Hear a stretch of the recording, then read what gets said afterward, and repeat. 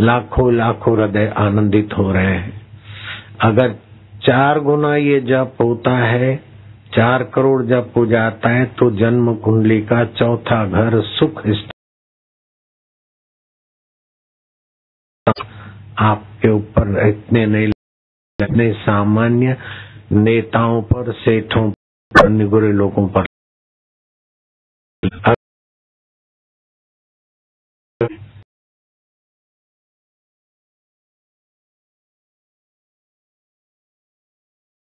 आशीर्वाद हैं।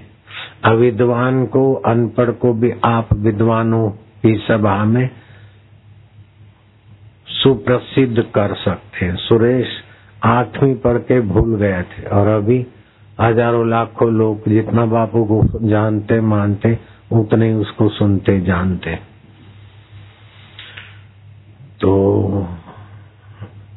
आपका जन्म कुंडली का 5वां घर रूपांतरित हो जाता है। धारणा शक्ति, ग्रहण शक्ति आपकी बढ़ जाती, मंत्र शक्ति का ये प्रभाव है। अगर 6 गुना जप होता है तो शत्रु स्थान की शुद्धि होती है, अर्थात आपसे कोई वैर ठान ले तो आप तो कुछ भी उसको दंड न दे, लेकिन कुदरत का प्रकोप या तो उसकी बुद्धि बदल देगा या तो उसको दंड देगा। आपके शत्रुओं से, आपके निंदकों से आपको भिड़ने की जरूरत नहीं है, प्रकृति उनको रगड़ रगड़ के सुधार देगी। अगर 7 करोड़ जप हो गया तो स्त्री स्थान, जन्म कुंडली का 7वां घर है, स्त्री स्थान शुद्ध हो जाएगा। शादी विवाह न होता हो तो शादी विवाह वालों को शादी विवाह का, दंपति वालों को दंपति का मार्गदर्शन और आशीर्वाद आपका फल जाएगा। अगर 8 गुना जप हो जाए, अकाल मृत्यु नहीं होगी। आप बस में, गाड़ी में, जहाज में, बाइक में, किसी भी साधन में बैठे और उसका एक्सीडेंट होने वाला है, लेकिन आपका इतना जप है तो उसका एक्सीडेंट, अकाल मृत्यु टल जाएगा। आपके पुण्य जप हो जाता है तो जन्म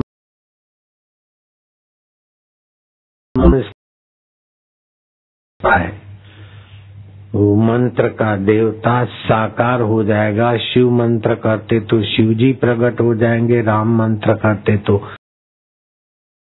के आगे तुलसी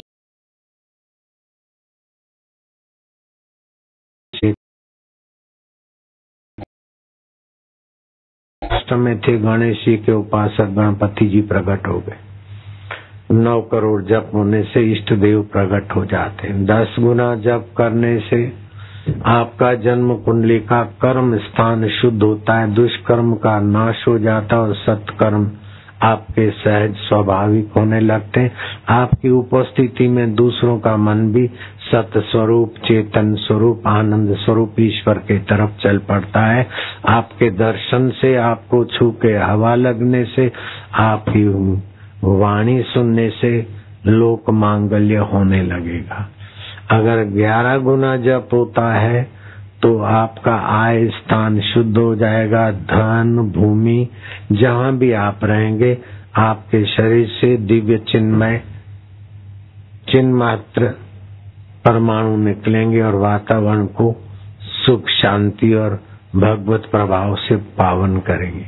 अगर 12 करोड़ जप संख्या हो जाती है तो व्यय स्थान शुद्ध हो जाता है, अनितिमय व्यय बंद हो जाएगा, रजोतमो गुण नाश हो जाएगा। स्वप्न या प्रत्यक्ष में गुरु कृपा से आप जो मनुष्य जीवन का परम लक्ष्य है, परम उपलब्धि है, जहाँ इंद्र देवता का इंद्र वैभव भी छोटा हो जाता है, वो आत्म परमात्मा साक्षात्कार के वैभव को आप प्राप्त कर सकते।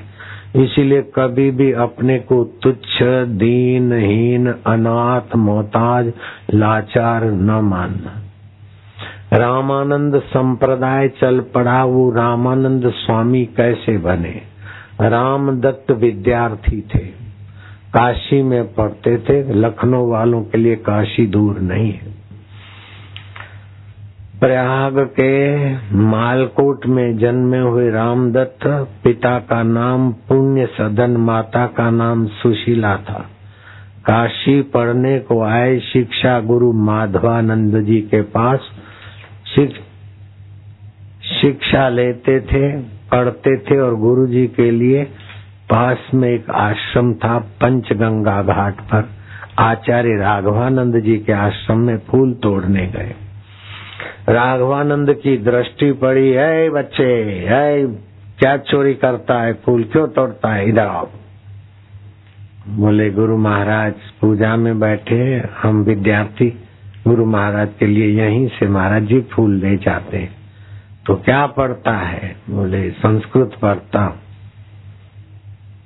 बाबा ने गौर से देखा, बोले क्या रटा रटी करता है, को यण ची अकार उकार अभ्याम अयुण रिल रेखा ए उंगा ए ऊंचा है और अटलण शम जमा घट शम सरल, ये क्या सब रटता है।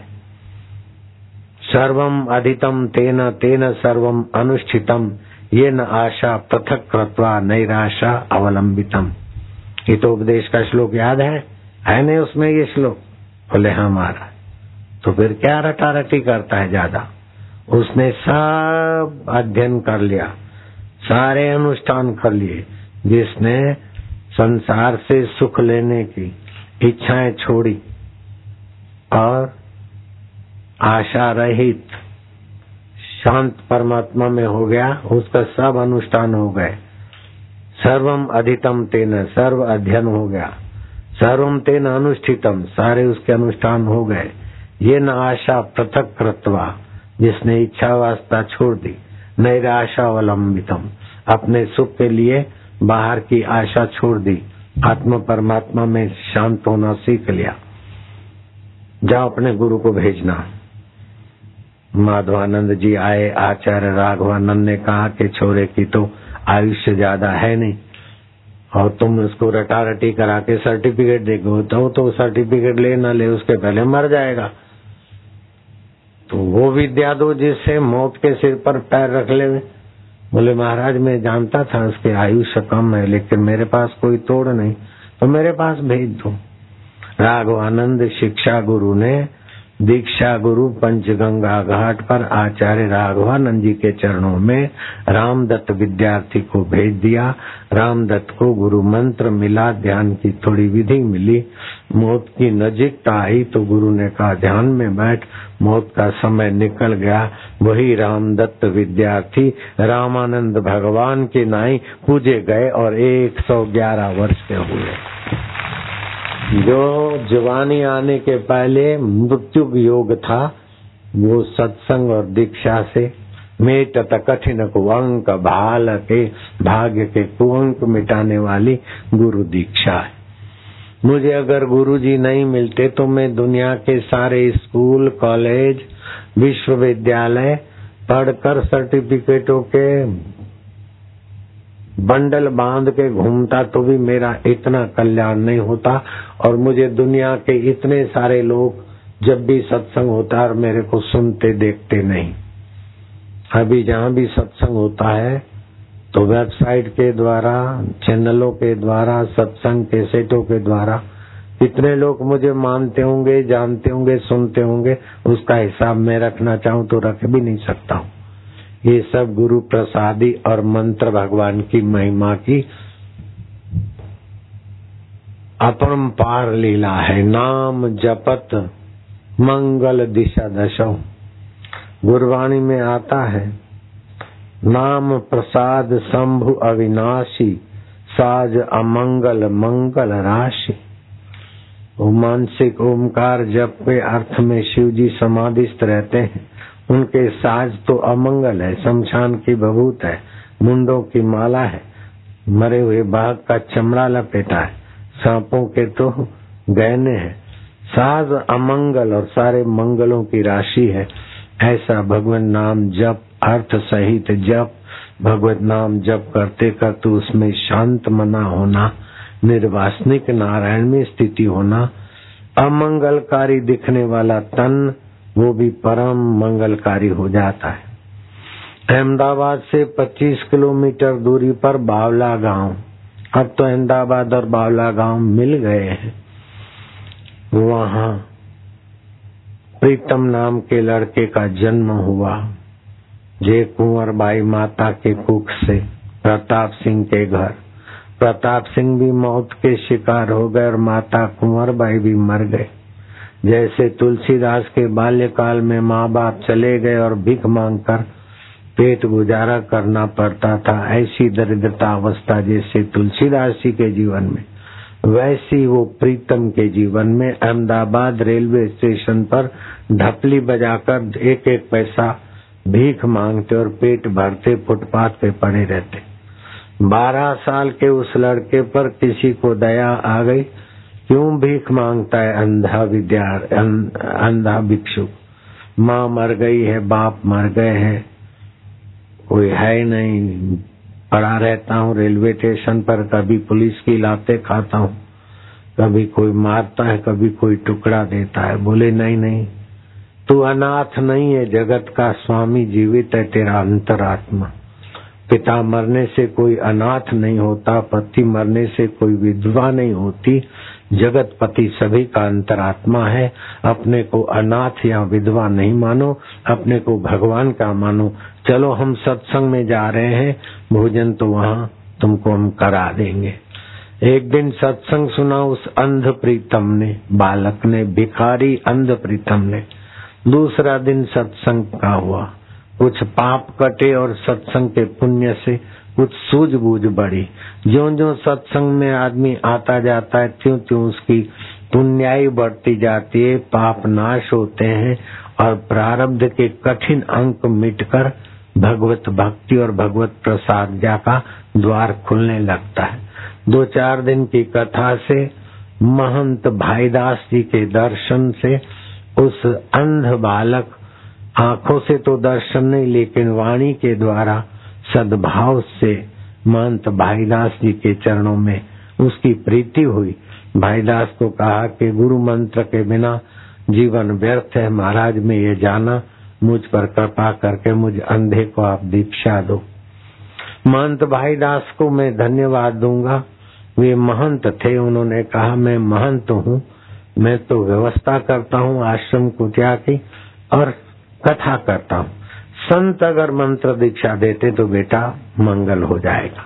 संत का आत्मा जागृत होता है। मैं तो महंत आदमी हूँ, कथाकार हूँ। संत में और महंत में, कथाकार में फर्क है। समय पाकर उस अंध बालक ने इधर उधर से जानकारी प्राप्त करके गुरु गोविंद राम जी की शरण ली और उनसे मंत्र दीक्षा ली। गोविंद राम जी ने मंत्र दीक्षा की विधि बता दी। श्वास अंदर जाए, भगवान का नाम बाहर आए तो गिनती। श्वासोश्वास में नाम की गिनती से अंतरात्मा में आराम मिलेगा। और प्राणायाम की विधि 1.25 मिनट 1.5 मिनट श्वास अंदर रोको, फिर धीरे धीरे बाहर छोड़ो, फिर बाहर छोड़ा हुआ श्वास 50 सेकंड 45 सेकंड बाहर रहे। ऐसे एक बार अंदर एक बार बाहर, ऐसे 10 प्राणायाम करो। नाड़ी शुद्धि होगी, ध्यान भजन में मन लगेगा, छुपी हुई आत्मिक शक्तियां जागृत होगी। जैसा बच्चे को बताया गुरु गोविंद राम जी ने, वैसा करने से उसके अंतर आत्मा की चेतना का ऐसा चमत्कारिक जागरण हुआ कि उसकी वाणी अब भीख मांगने के लिए नहीं, भगवान के गीत गाती और लोग उनकी सेवा करते। एक आश्रम, दूसरा आश्रम, तीसरा आश्रम, ऐसे करते करते 50 और 2 52 आश्रम बन गए। उस अंध भीख मंगू बालक में से युवक साधु संत महात्मा बन गए संत प्रीतम दास। वो जब बोले तो 1 विद्वान 2 विद्वान नहीं, 4 विद्वान उनकी वाणी लिखते। हस्तलिखित लिपियां 1770 में जन्म हुआ और 1780 में दीक्षा मिली। 1782, 84, 86 के दिनों में वो हस्तलिखित लिपियां लिखी गई। अभी रोमारोला संस्था के ट्रस्टी वो हस्तलिखित प्रतियां ले गए, अंग्रेजी में उसका अनुवाद हो गया होगा। गुजराती में, हिंदी में उन हस्तलिखित प्रतियों का कुछ अनुवाद हो गया, कुछ पढ़ी थी, वो मैं देख कर भी आया 4-5 साल पहले। उनको जहाँ शरीर समाप्त हुआ आनंद के पास, उस आश्रम में जाके आया, वो प्रतियां देख के आया। तो कहाँ तो भीख मंगा अनाथ बालक दर दर की ठोकरें खाने वाला, और कहाँ दीक्षा से उस बालक में से संत प्रीतम दास का प्रागट्य हुआ। आनंद मंगल करूं आरती हरि गुरु संतनी सेवा, कहे प्रीतम ओळखो अणसारे हरि ना जन हरि जेवा। आनंद मंगल करूं आरती हरि गुरु संतनी सेवा। ये प्रीतम दास की पंक्तियां आरती में अपने साधक भी गाते और गुजरात के लाखों करोड़ों लोग गाते। ऐसे ही भक्तमाल के रचयिता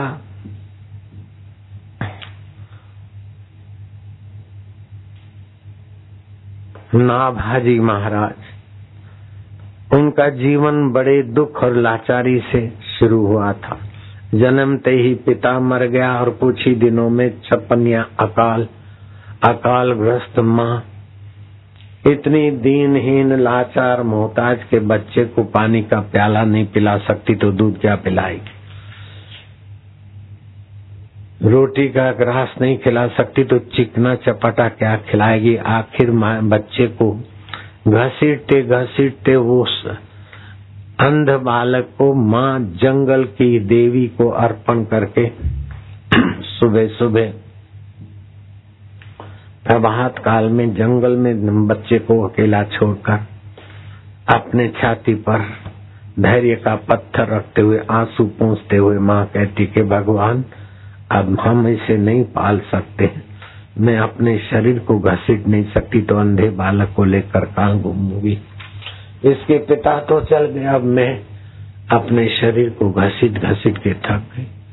अब चाहे जंगल के हिंसक प्राणी उसका भक्षण कर ले, चाहे तू रक्षण कर ले, तू जाने, मैं तो असमर्थ हूँ। माँ आंसू पोंछती हुई अपने हृदय को दबा के पत्थर रखती हुई चली जा रही, लेकिन वो अंतर्यामी सर्वेश्वर परमेश्वर सुहृदम सर्वभूता नाम प्राणी मात्र का जो सुहृद है, अनुकूलता देखकर जो हमारा औदार्य सामर्थ्य जगाता है, प्रतिकूलता देकर जो हमें त्याग और संयम और वैराग्य सिखाता है, वो भगवान ने अग्रदास महाराज सुबह घूमने जा रहे थे, उस महाराज को घूमते घूमते पगडंडी का भुलावा दे दिया।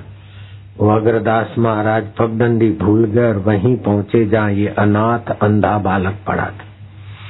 बालक पर नजर जाते नजीक गए, भाई तो कौन है? अंधा है। तेरा माता कौन है, पिता कौन है, इधर क्यों पड़ा है? माँ छोड़कर अंधेरी रात में यहाँ छोड़कर चली गई, अब तो वही परमेश्वरी मेरा माता पिता है। अग्रदास महाराज का हृदय पसीजा। अग्रदास के भाई के हाथ में करमंडल था, बोले पानी दे भैया। पानी लिया और चाक्षुषी विद्या का, नहीं मेरी गलती होती है, वो सूर्य देवता की चक्षु ज्योति जगाने वाला मंत्र पढ़ के शुभ संकल्प से बालक की आंखों में पानी डाला। बालक देखने लग गया। बेटा जा अपने घर। बोले महाराज अब आप ही मेरे माता पिता हो, मैं आपके साथ चलूंगा। उस बालक का नाम, अंधे बालक का नाम रखा गया नारायण। नारायण 6, 7, 8 साल का गुरु के आश्रम में सेवा करता है और गुरु जी प्रसन्न होकर उसे सत्संग सुनाते।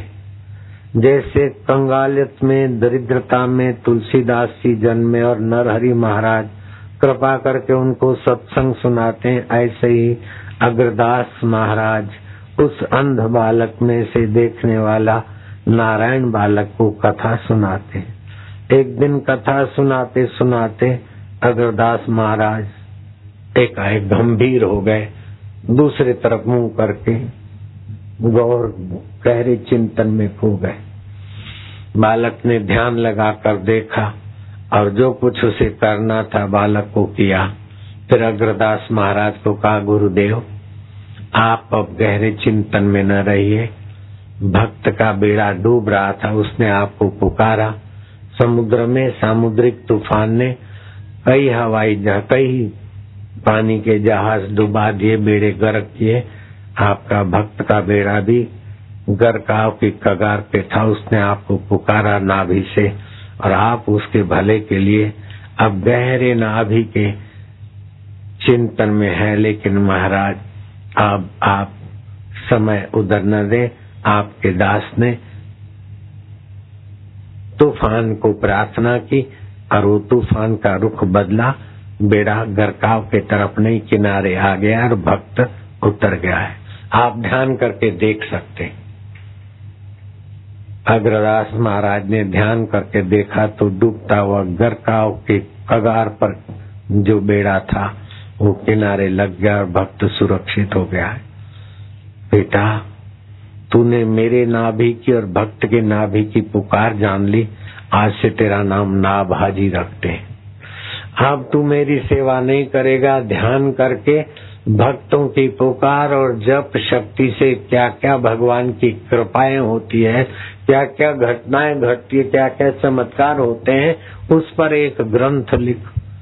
गुरुदेव, मैं अंध बालक था, अनपढ़ हूँ, और आप जैसे संत की कृपा से तो थोड़ा देखने की आंखें खुली।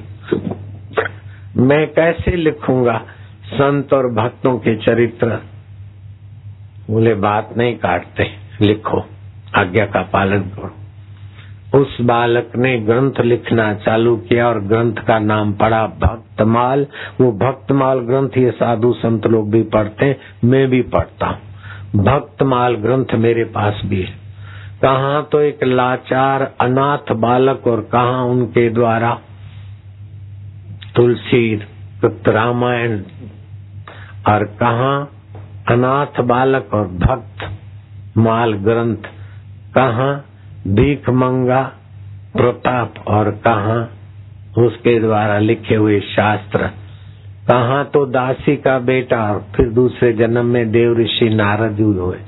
तो आप कभी अपने को तुच्छ, कभी दीनहीन, लाचार, अनाथ, मोहताज न मानिए। चाहे कुछ भी न हो, धन संपदा विद्या न हो, आंखें भी न हो, कुल भी अच्छा न हो, खानदान भी अच्छा न हो। प्रहलाद की माँ का खानदान अच्छा नहीं था। प्रहलाद का बाप तो श्राप से राक्षस बन गया था। फिर भी नारद जी का सत्संग मिला तो प्रहलाद ऐसा महापुरुष बना कि भगवान उसके कारण प्रकट होते, नरसिंह अवतार लेते। इसलिए आपके अंतरात्मा परमात्मा का साथ कभी नहीं छूटता है। अब वो नाभाजी महाराज के शिष्य हो गए पयहारी बाबा। दूध पर रहते, पय मन्ना दूध। पयहारी बाबा राजस्थान में कहीं एकांत में ध्यान भजन करते और पृथ्वीराज चौहान उनके सत्संग से प्रभावित हुआ। एक दिन पृथ्वीराज चौहान ने कहा कि नाभाजी महाराज जी, मैं आपको द्वारका ले चलूंगा रथ में, द्वारका के दर्शन करके आएंगे द्वारकाधीश। बोले तुम क्या मेरे को द्वारकाधीश ले जाओगे, मैं तुम्हें कल द्वारका का दर्शन करा दूंगा।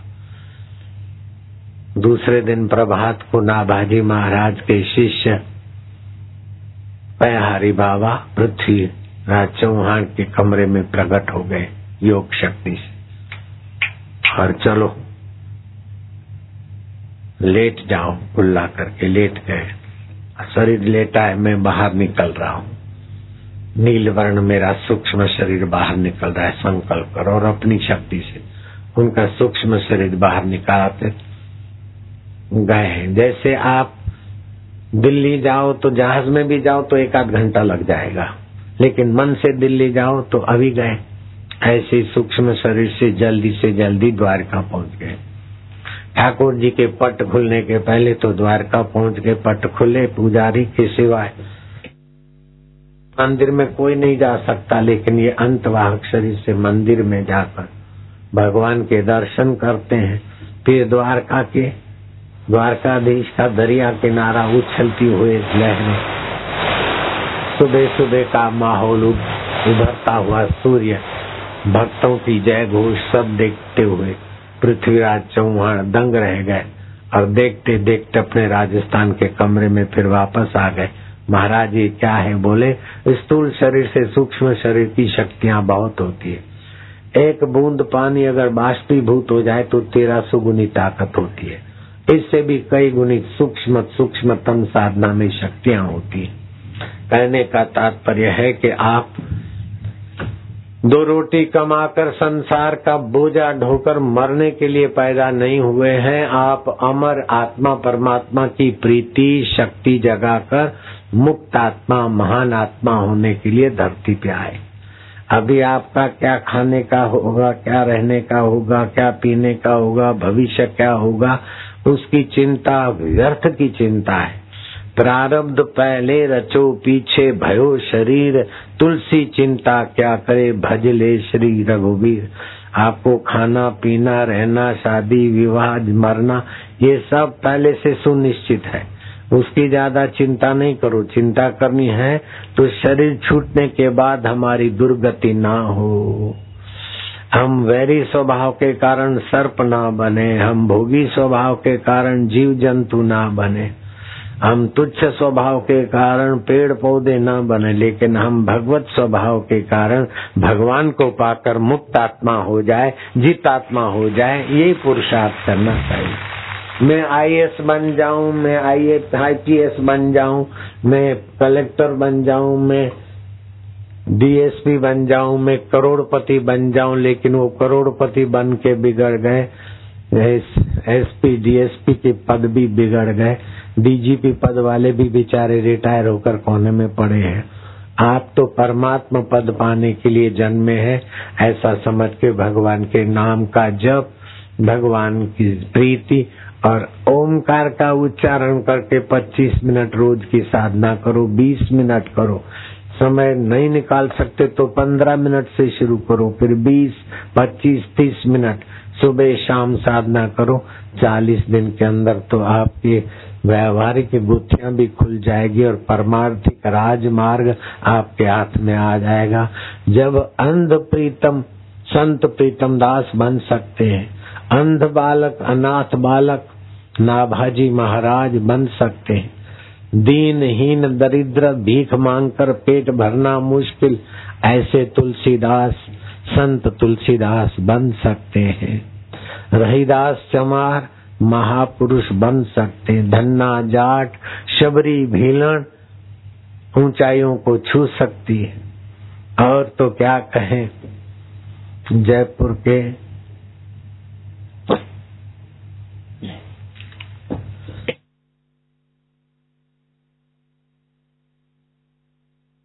अब तो जयपुर में ही आ गया गलता तीर्थ। एक लड़की शांडी ली थी, उसने मंत्र दीक्षा ली। गुरु ने मंत्र दीक्षा लेकर अनुष्ठान करने से आत्मिक शक्तियों का विकास होता है, भाग्य की रेखाएं बदलती है। सत्संग में गुरुजी ने कहा